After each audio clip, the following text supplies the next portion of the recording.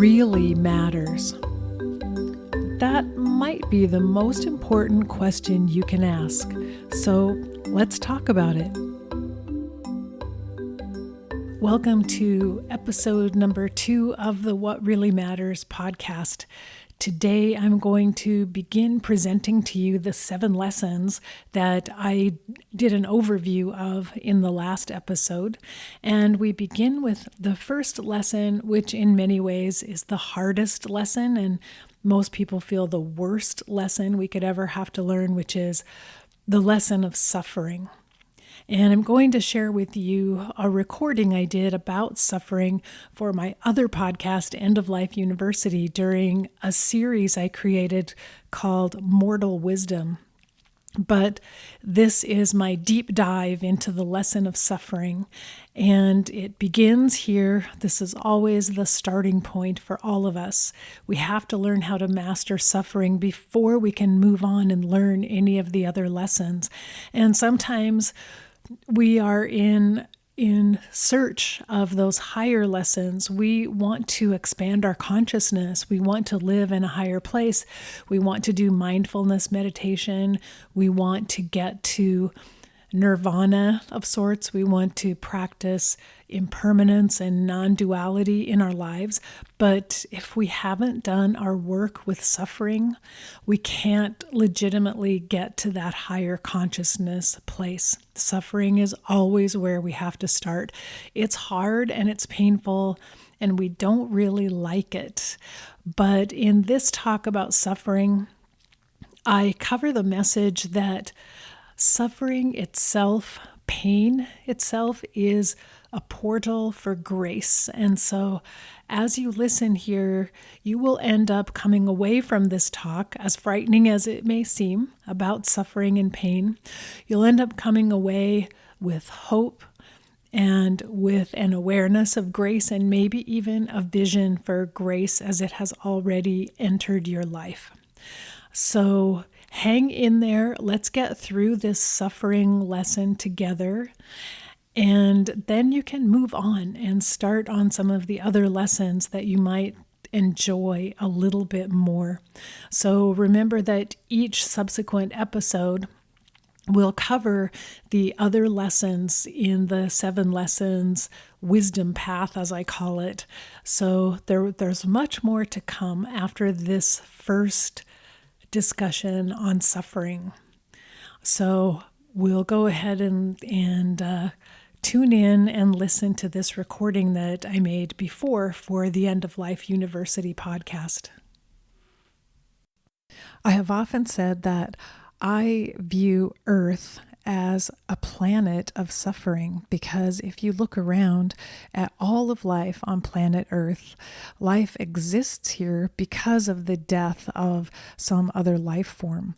And all you have to do is spend a short time in nature to see the truth of that.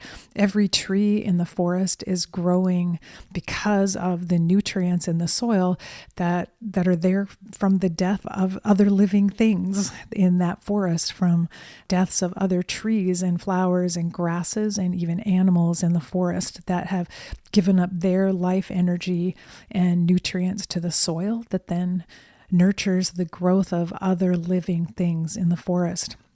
Also, if you spend much time in nature, you come to understand that in the animal kingdom, animals survive by eating other living things, by eating plants and other animals, and including us. And that's how we survive. We survive from the gift of the life of other beings on this planet. And so in some ways, this suffering of mortality is built into our very existence. It's built into the fabric of this planet, also the universe, if you look at it, because even stars die, galaxies die, solar systems die eventually over time. So we know that mortality, impermanence, change is what makes life possible. And here on this planet, it's evident to us wherever we go. And so it occurs to me that our existence here depends on our ability to live with, cope with and thrive in spite of the suffering and the pain that exists on the planet. The whole key to our existence is learning how we live with difficulty, challenge, and pain. And that's why these lessons from mortality are so important to us, because if we devote some of our time and energy into looking at these lessons, into facing our mortality, facing the fact that we will die one day, that we will grow old one day, that we will experience illness and loss and grief. When we face those facts of our existence, we're much more likely to be able to build a conscious life that holds the pain in one hand, but also learns how to navigate it and how to create beauty in the midst of that pain. And the title for this episode that I chose, The Thorn and the Rose, came from a verse from the Sufi poet Rumi that I wanted to read for you today, which is, "Don't run away from grief, O soul. Look for the remedy inside the pain, because the rose came from the thorn and the ruby came from a stone." And so I love this idea of Rumi's, which I see often as a theme throughout his poetry and his writings, that the remedy for our pain and our suffering lies within the pain and the suffering. So the remedy for grief lies within grief. And in the case of my grief after my father's suicide death, which I've talked about a lot, was devastating for me, grief and guilt, and which really wiped me out for a long, long time. But about 3 years after his death, when I was still very much floundering and not functioning that well in my personal or work life, it occurred to me that I had been trying all of those years to go back to my life as it was before my dad's death. I had been trying to live backwards and to undo the pain and suffering I had experienced. All I wanted was to wake up one morning and feel the same way I felt before my dad's death. And suddenly I woke up one day and realized that that was crazy. That was very strange, that I just wanted to try to go back to the past, and that wasn't even possible, that I was in a new place now, and somehow I was going to have to figure out how I could live in this new place. At that point, I got an inspiration one day that I should call hospice and find out if I could volunteer there. And this was at a time in my life and my medical career when I didn't really even know for sure what hospice did. I honestly didn't even know if we had a hospice in our community. So I got the inspiration that I needed to call hospice to see if there was any way I could work with them or if they had a spot for a volunteer. And this is kind of my legendary story. I looked up in the yellow pages and found out we did indeed have a hospice in my community. And I called them out of the blue, not really even knowing what hospice did, not even knowing if there was any way I could work with them or what that might involve. And I asked if they ever used volunteers, and then said, "I'm a doctor." And the director of the hospice that I spoke with, a nurse, Suzanne, was completely shocked and said, "What made you call us right now?" And I said, I don't know. I just got the idea just came to me." And she said, "Because our medical director just resigned 30 minutes ago. And we've been in a panic wondering how we could keep our hospice open if we don't have a medical director. And now here you are. You show up at exactly the perfect time to help us out." So just like that, in that moment, I became a volunteer hospice medical director with no training or experience, no knowledge whatsoever about death and dying or about hospice and the care of the dying. But it was actually the perfect place for me to be at that point in my journey, because the moment I started working for hospice was the moment I turned toward my grief instead of trying to run away from it. And just like Rumi said, I began to seek the remedy for my pain inside the pain. Instead of avoiding and running away from my own grief and pain, I turned toward it. I turned toward the pain of others who were going through their own dying process, of families who were experiencing grief and bereavement after the death of their loved ones and anticipatory grief before their loved ones died. I spent hours sitting with them and learning from them and sharing with them, sharing in their pain as a way of going even deeper into my own pain. So that work with hospice became for me a lifeline in a way through my grief pain that over time helped me gradually heal and recover from this deep, deep guilt and grief that I was still carrying with me after my dad's death. It was not an easy process, so by no means am I trying to sum it up here as, oh gosh, I just showed up one day, volunteered for hospice, and suddenly everything was better. Because I remember it was on the 11th anniversary of my father's death. I went away for a retreat for a weekend by myself. I stayed at a little hotel near a hot springs, and I brought all my notebooks and my laptop, and I wrote for about 11 hours a day. It was incredible how much was flowing through me. But I had some really powerful experiences on that little retreat that opened me up. That was a huge milestone in my grief process and working through my grief. And so this was 11 years after my dad died. I'd been on a journey of grief all of those years, and at 11 years, I still had significant issues to work through. And now it's been 30 years and I'm still working on it. I'm still carrying it. I'm still carrying the pain of grief.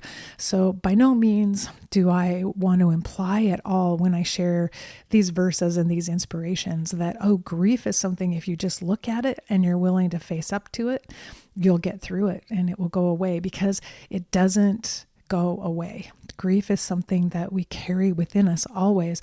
I feel the day my dad died, my heart broke open in a specific way, and that wound of grief and pain, it's never going to seal back up again. My heart's never going to become whole in that way again, but the hole that was left behind now has become a source of beauty in my life that I've been able to use over time. Again, not quickly, not immediately. And this is all a reflection that comes from the long view of 30 years of time and looking back at how things changed and how things progressed over time. But I want to share these thoughts with you, I guess on the one hand, to provide a sense of hope, because I do remember when I was in the midst of my grief and this deep confusion and questioning, will I ever smile again? Will I ever feel joy again? I remember that there were times when I found some hope in hearing that someone else had survived something traumatic for them and had come out on the other side of it. I guess we say that, we use that metaphor of coming out on the other side as if we've been in a deep tunnel. And I'm not sure that that's really accurate, because I feel like I'm still in a tunnel, but the tunnel has much more light in it now. And so I'm not sure that there is an other side, and that somehow you suddenly come out of the tunnel and now you're in the light and everything has changed. I feel as though it's all a tunnel and we stay in the tunnel, but there's much more light inside the tunnel, and I can see so much more clearly where I've been, and I can see a little further down the road where I'm headed now. And for many, many, many years, I couldn't see. I didn't have vision inside that tunnel.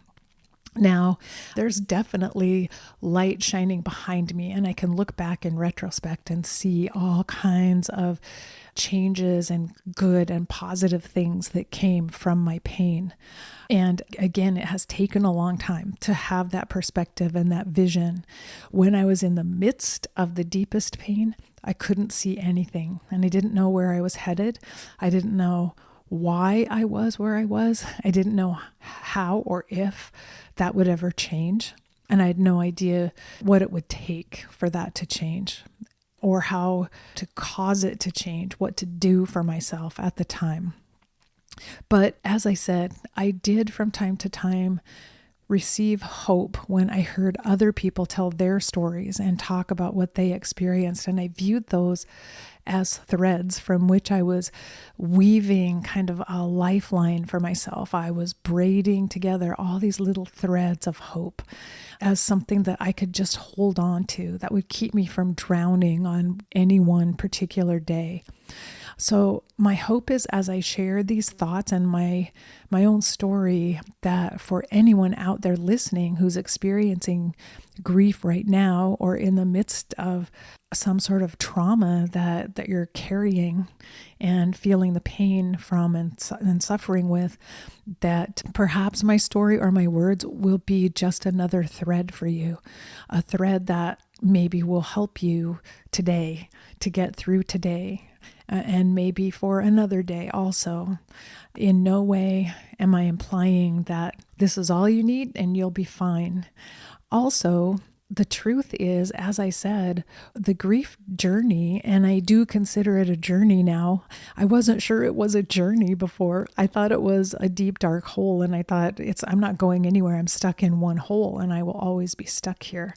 That's how it looked to me for a long, long time. I couldn't recognize the journey that I was making and the process I was taking until many years down the road. So I know that some people who are feeling like they're in the bottom of the deep, dark hole might feel offended when other people say, it's a process, you're on a journey, because it doesn't look like it at that time. And it's probably not helpful to use those terms for you if that's where you are. It's not helpful for me to say to you, oh, just wait, someday you'll see that this was a journey and a process. And so I have great empathy for being in that place. I understand how that feels.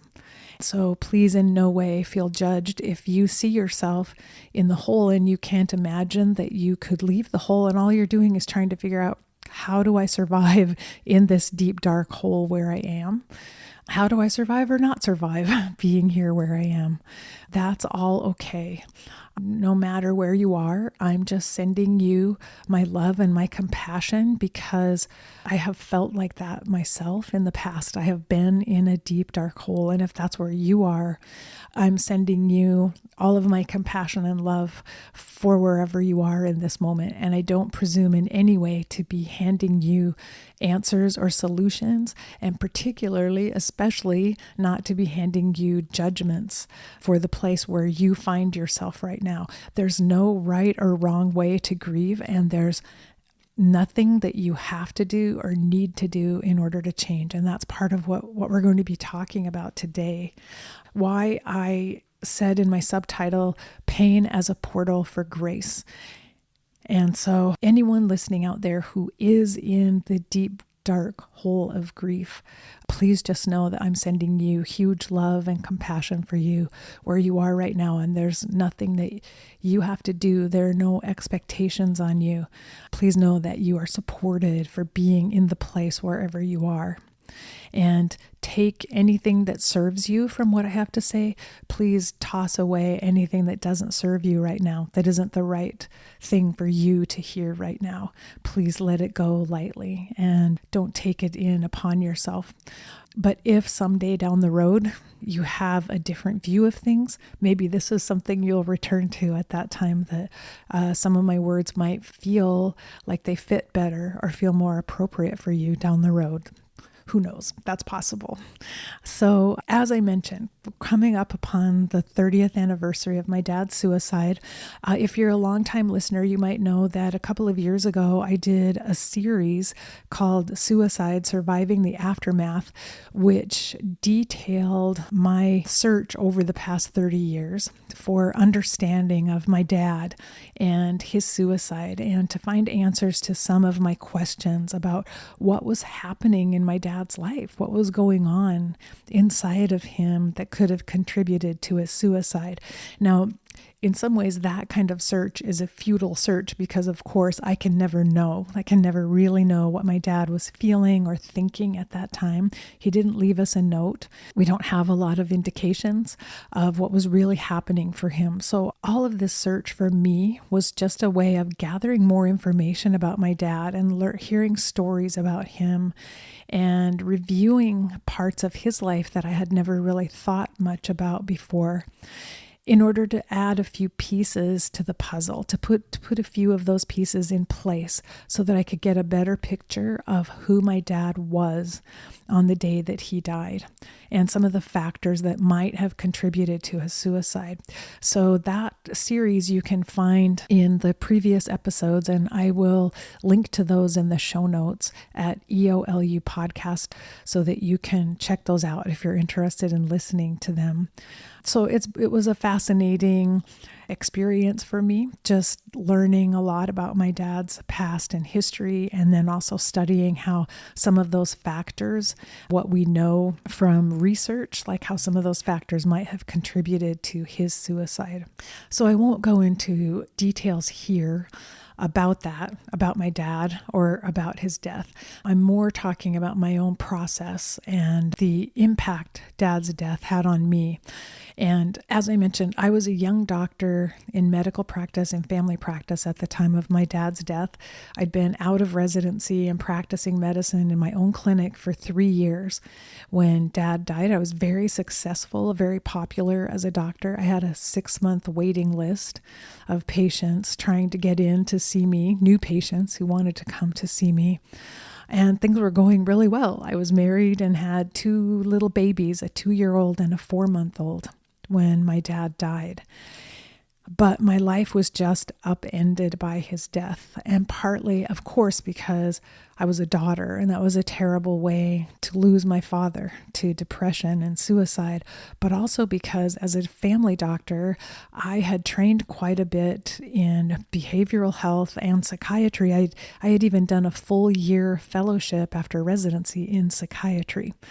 And so I often treated patients who were depressed. I had worked with patients who were suicidal before. So to have my father die from suicide and to know that I was not able to help him, I could not save his life. I could not make a difference for my dad that would keep him alive. That absolutely floored me as a doctor. It caused me to lose all my confidence in myself as a doctor. I felt like a total failure. Here was one of the people I loved the most in the world, and I didn't have an answer for him. I didn't have a way to help him. So I totally questioned myself. I lost all of my confidence as a doctor, and I wondered if I should even be in practice. And that was very destructive and devastating to me, the guilt that I carried with me over those years. And when I found my way to hospice 3 years later, I found an area of medicine that I'd never known anything about before. I had no idea, but I found a place where I could be broken open and still function perfectly well. In fact, function better than I ever had before as a doctor. I found a place where, with my grief and with my self-doubt and my lack of confidence and my confusion, I actually fit really well because I didn't come into hospice with any preconceived notions about what dying is or what death should be like or how people should accept grief or be there for their loved ones. I came in some ways as a blank slate where death and dying is concerned. And so I was able to be very open-hearted and very open-minded in my work with the dying. And I quickly learned what I needed to know medically. that was fairly easy for me to grasp, to learn about pain management and symptom management for the dying. But it was more the spiritual and the emotional aspect of dying that I was wide open to. And so I came in as a student. I learned from the nurses I worked with a huge amount of information from them, from following them around as I saw patients. And I learned from the patients and their families as well, as I spent hours and hours with people who were going through the most difficult experience of their lives, and sitting with them, asking them questions, hearing their stories was such a powerful experience for me. And gradually I saw myself learning this expanded view of what life really is and what death is really about. And so all of this wisdom that I've been trying to share with you in this Mortal Wisdom series came from those bedside conversations with the dying. That plus my own spiritual journey of some of the reading that I had done and some of the spiritual teachers from wisdom traditions that I had been reading, combining all of that together gave me a really big picture of what's important in life and what's important in our death. So from that work and from that knowledge that I was gathering, eventually came the book that I wrote titled What Really Matters: 7 Lessons for Living from the Stories of the Dying. And these mortal wisdom talks that I've been giving have been based in large part upon the wisdom that I wrote about in that book. And many of the stories I've told are part of that book. Some of you may have read it and may know that already. But in essence, what I was sharing is how my life trajectory changed because of the death of my father. I found my way to hospice gradually over time. I found my way to this expanded spiritual vision of both life and death gradually over many years of time. But all of that came about as a result of my dad's death. I got shifted into a completely different course, a different path on my life journey that I can look back now, 30 years later, and feel gratitude for. I can feel so grateful that this change happened for me.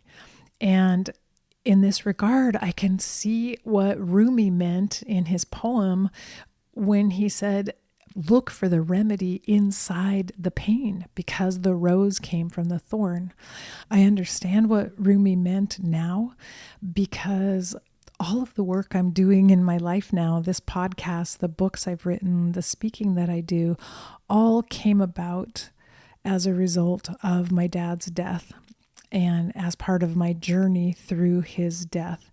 Everything I'm doing now is a result of that trauma and that tragedy of my dad's dying.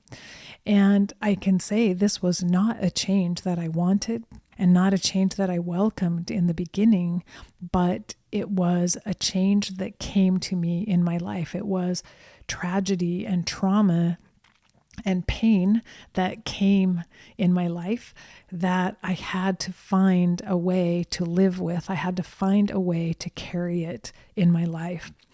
And another quote that I love, this is from Kenji Miyazawa, who is a Japanese poet who lived about 100 years ago. And he wrote, "We must embrace pain and burn it as fuel for our journey."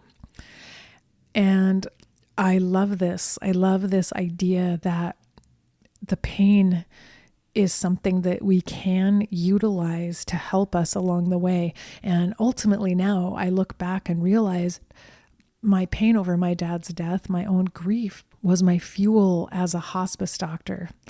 It was the fuel that compelled me to get better and better at sitting with my patients and being present for them. And it was the fuel that motivated me to be there and to be present as the best possible doctor I could be for them. And that also motivated me to learn the spiritual lessons that I ended up learning, and still motivates me right now to record this podcast, to be putting information out to the world wherever I can that can help other people who are looking at death and dying, looking at mortality, and trying to understand and make sense of all of it in this world. So that pain has been an important fuel for my journey through life. And I think that's a beautiful way of looking at it. Turn the pain into fuel. And I do want to say again, as I mentioned, that sometimes when we're in the middle of the deep, dark hole of grief, the idea of how do I turn this into fuel? I don't get it. How can that happen?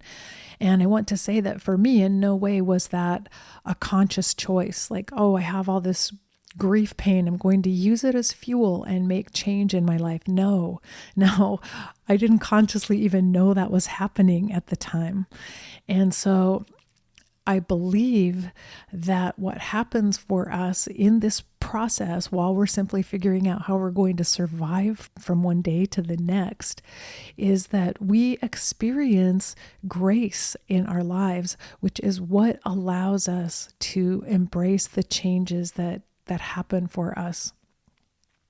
And I have a quote from Lamott, the American novelist and now nonfiction writer as well, who said, "I do not at all understand the mystery of grace, only that it meets us where we are, but does not leave us where it found us."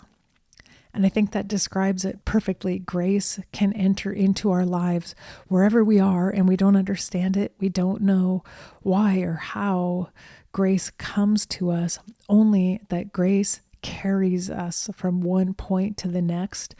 In its own gentle way, grace carries us through terrible turmoil and trauma and brings us to a new place where we can see something differently, where we might have a new inspiration or find a new way for one more day to get through the difficulties that we're facing.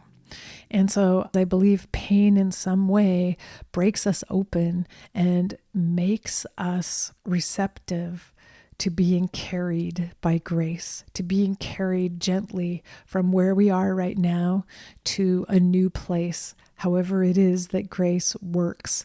And so this ability to burn our pain as fuel, I think comes to us from grace. I think it's grace that gives us the inspiration or allows us or assists us to use our pain as fuel, to make change, to move in a slightly different direction, to see things differently, to look back on the past and see with greater clarity and more illumination where we've been, and to have a better understanding of what is happening for us. And in my case, it helped me see my dad more clearly and understand him and his life and his pain and the trauma that he had experienced, and to see that more clearly so that I felt less confusion about why my dad might make a choice like ending his own life.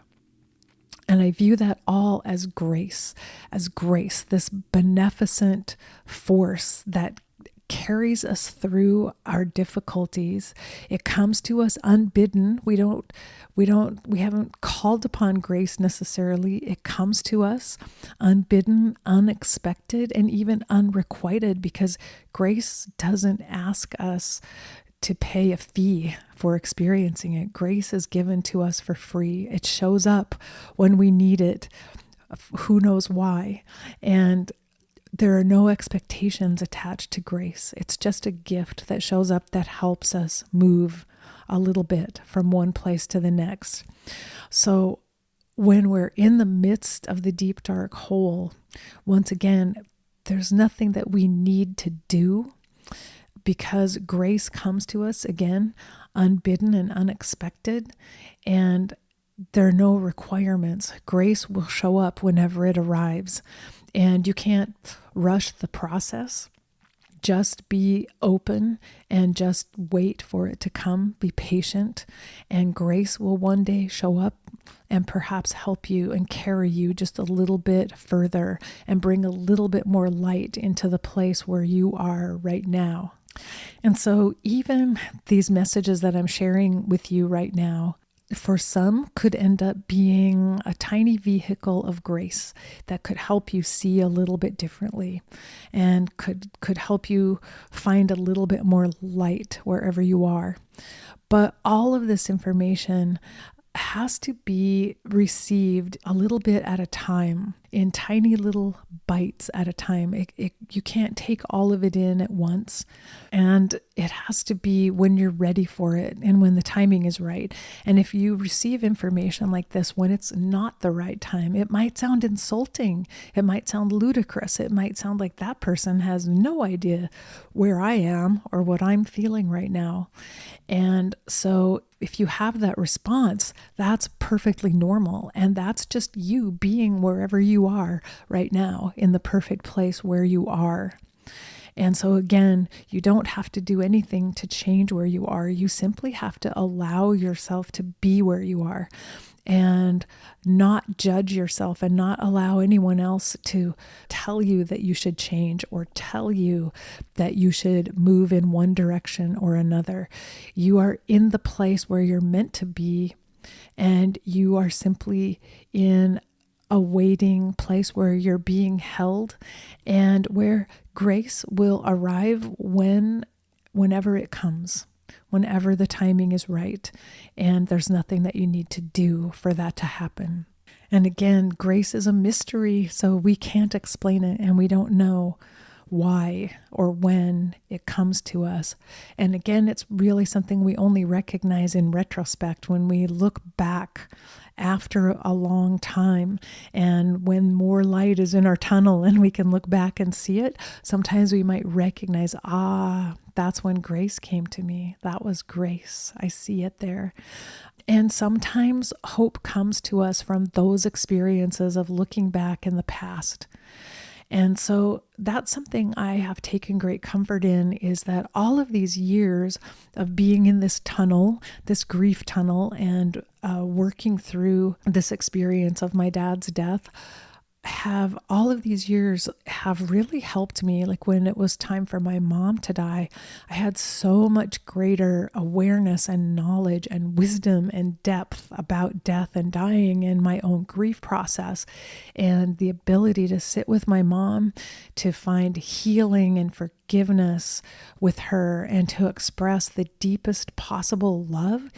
It was phenomenal for me. And I could look back on my grief journey over all of the previous years, like 24 years of grief that I'd already been through after my dad, and see how much that pain had helped me grow and how much I had been able to burn the pain on my grief journey and learn from it, so that when it was time to be there for my mom, I was able to be there in a much more powerful way than I ever would have before in my life.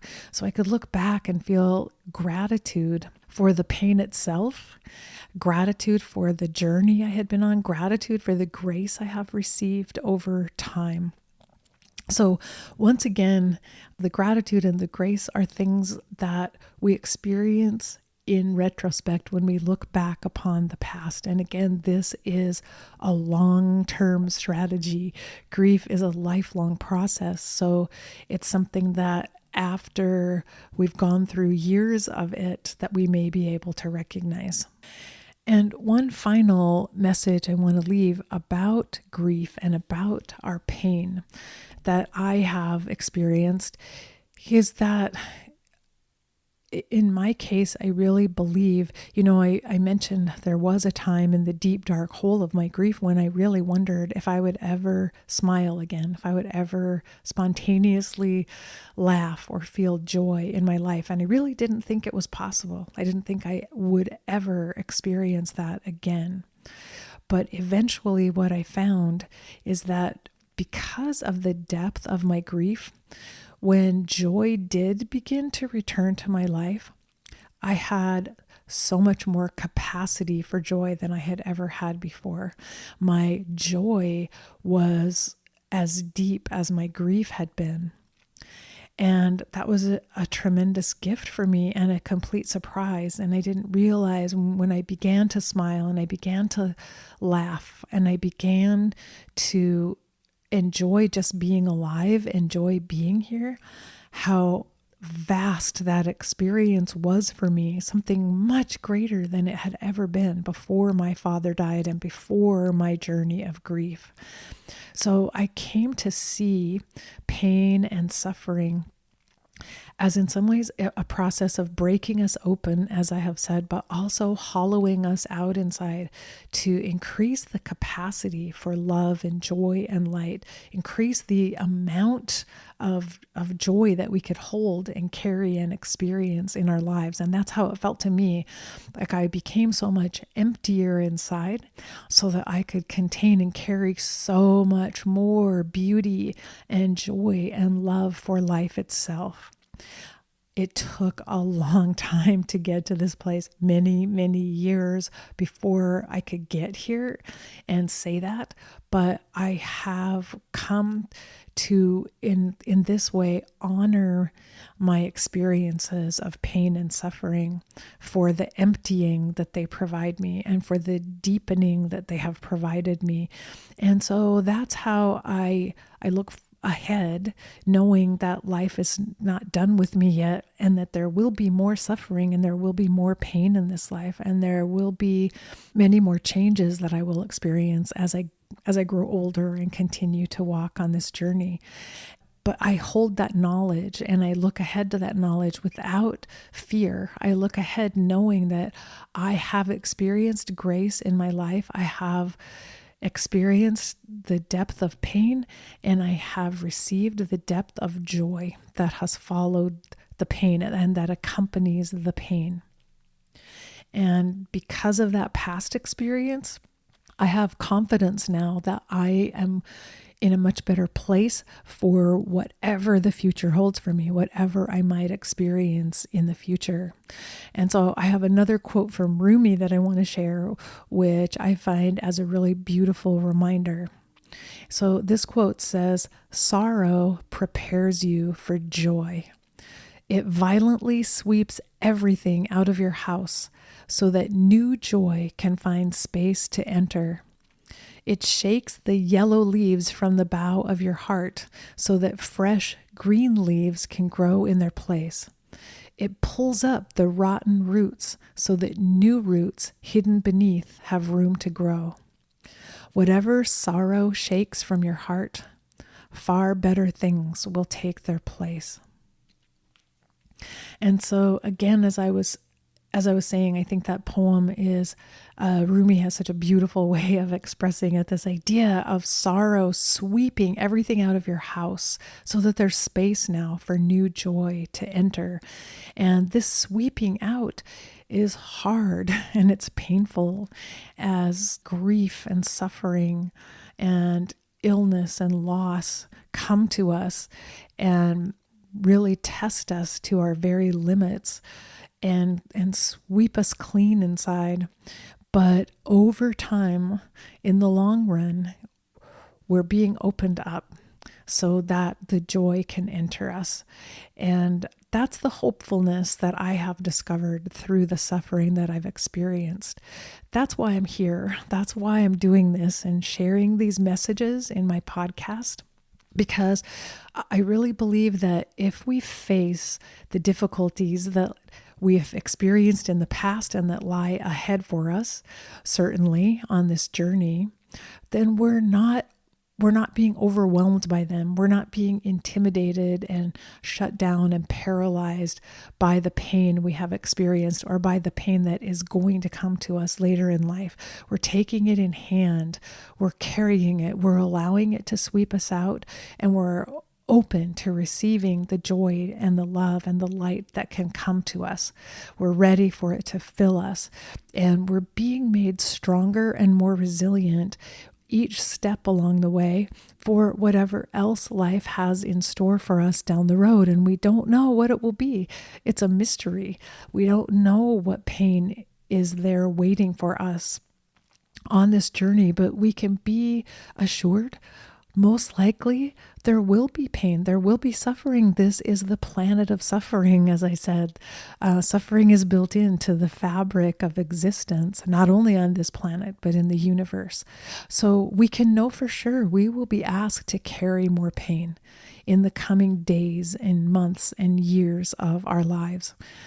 And the more we can utilize the pain that we've experienced in the past, the pain we're experiencing right now, burn it as our fuel, let it make us stronger, let it open us and sweep us out and prepare us to receive even more joy. The more we can be in that space, the more we allow grace to gently move us from one place to another, the more we will be ready for whatever comes our way.